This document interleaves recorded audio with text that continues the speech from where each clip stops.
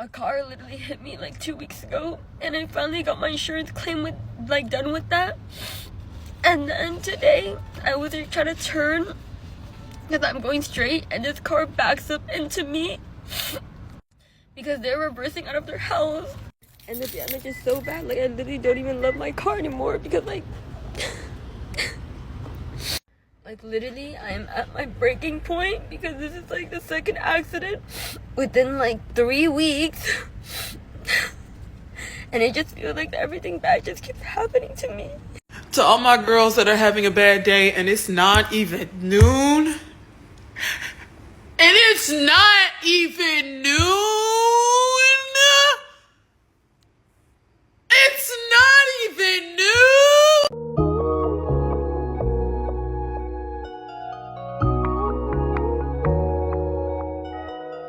Yo, this is not laziness. This is the economy falling apart. A record 25 million adults live with their parents, and roughly 70% of them ages 25 to 34 are employed full time. So that whole they just don't want to work argument is dead. People are working, people have jobs, some got degrees, some work full time, a lot work overtime. And they still can't afford rent, a car note, groceries, and basic everyday life necessities. That means the problem is not motivation. That means that the problem is wages aren't matching up to the cost of living. And then they got the nerve to call people moochers for staying with family when half the time they helping with bills, groceries, and utilities while still trying to save up enough money to leave. And at some point, we really got to sit down and admit that having a job does not mean you can afford to live anymore. So my question is this: how are young folks supposed to build a future when the cost of independence keep moving further and further away? The future of building a life in America is slipping through people's fingertips. They can't grasp it. It's getting further and further out of reach. It's not laziness. People want to work. People are working. People are searching for jobs. If they're not working, can't get a job. Like you said, living with people and still contributing. They don't want to feel like they're mooching or leeching off of people while still trying to save, still trying to get out of debt, whether that be student loan debt. Most people got student loan debt. And every day they wake up and there are new laws being signed that are working against them being able to build a life in America. Is anyone else at work broke?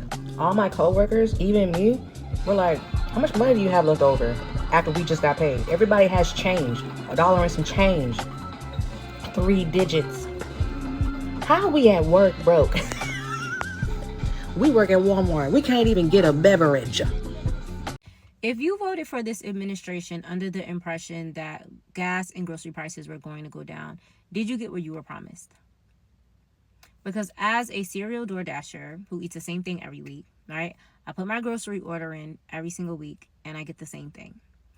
And I obviously knew that the prices had changed, but I took it upon myself this afternoon to actually go and look back at the cost of my groceries in December versus now.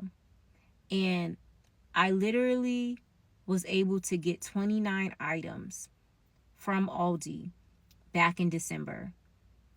And for the same budget that I have, I'm only able to get 16 of those items. And while I'm so grateful that I could still get 16 items and stay within my budget for the week, I could only imagine what that would have looked like if I was a family of 4. Millions of people who are relying on some type of social safety net, whether it was food assistance, healthcare assistance, or whatever, are struggling right now. And so people are having to choose between getting groceries or paying their rent, getting their prescription or putting gas in their tank so that they could actually go to work every day. Like, I genuinely need to understand, did you get what you were promised? And if you didn't, are we willing and ready to admit that there is something that needs to change? So I wanted to share something with y'all that has been going on in my life. So I got laid off from my job. I've been there for 4 years, almost 5. I work in investment banking, so just helping people deal with their retirement accounts, educational savings accounts, 401ks, all the things. I was actually contemplating on even posting this just because y'all know how it is about just being vulnerable online, but I also want to pride myself on creating genuine connection and community. And I know in order to do that, you got to get vulnerable. Social media does a good job at showing everybody the highlight reel, but I wanted to be one of the very few people who were brave and bold enough to be vulnerable online and just show you guys that life happens outside of social media as well. Of course, getting laid off came as a shock, especially because it happened at the start of my shift. But I'm okay. Like, I'm more than okay. I know who I am. I know whose I am. And I know that everything in my life works out for my good. So I'm not worried. I know that God has a plan for me. I know that He is a way maker and He's such a perfect God. As long as you stay in your word and keep Him first, He has no choice but to deliver on all of His promises. Right now, I'm choosing to see this as a transition and not an ending. Because like I said, I know everything works out for my betterment, for the betterment of my life. I just wanted my video to reach at least one person, to just show them that life does not turn out how you plan all the time, but everything will be fine, everything will be okay. Just continue to trust God and continue. You know, it's this saying, y'all might have heard me say this before on the channel. When you make plans, the Most High laughs. Oh, you thought these were the plans. Do you know that I'm in control? I make the plans. That's basically how that works. You can have goals and stuff, but plans, that's my job. That's what I'm here for. Hold on.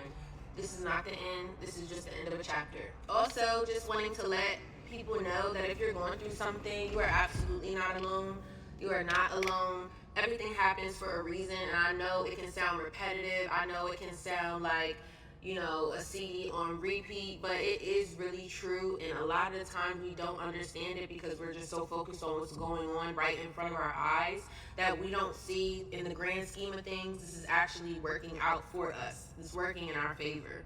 So that's how I'm choosing to see this transition. I hope this video helped at least one person. It's not easy to get on the internet and be vulnerable and, you know, tell your business. However, if we are going to post the good parts, if we're going to post all the fun stuff and the good content, you got to be willing to post the whole scope. So I love y'all, and I will see y'all on the next video. Y'all got to remember, people on social media show you the highlights, show you the highlight reels, not the real, not a life that's real. They don't show you what they really going through. They don't show you their day-to-day. People can be whoever they want to be on social media. At the end of the day, that's why you shouldn't compare to the people you see on social media. You really should get off of social media. Take a break. Do a detox, a mental cleanse.